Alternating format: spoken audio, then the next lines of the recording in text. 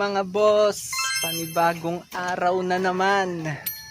Manguha tayo ulit ng kangkong dahil may bago na naman tayong recipe. Wow! Dito tayo ngayon sa likod namin.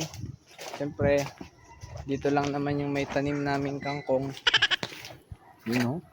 Kumakaway na sila sa akin, oh. Kangkong! Kangkong! Kangkong! Daming kangkong. Papakita ko sa inyo mamaya pagkatapos ko manguha. Papakita ko sa inyo yung recipe ko. So ayun guys, hindi nga pala tayo kukuha ng kangkong kasama yung mga ganito nyo. Ang kukunin lang natin dito ay yung mga dahon. Dahil yun lang ang kailangan natin sa ating panibagong recipe.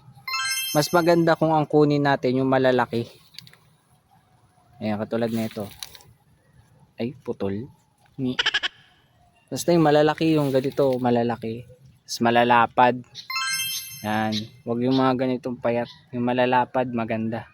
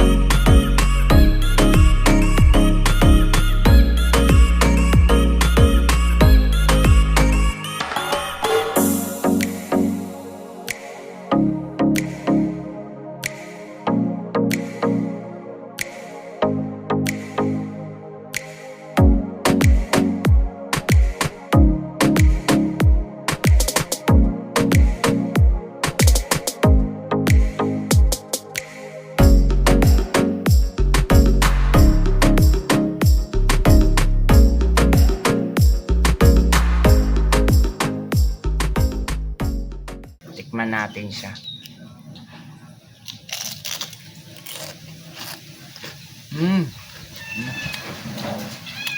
Sobrang crunchy. Sarap.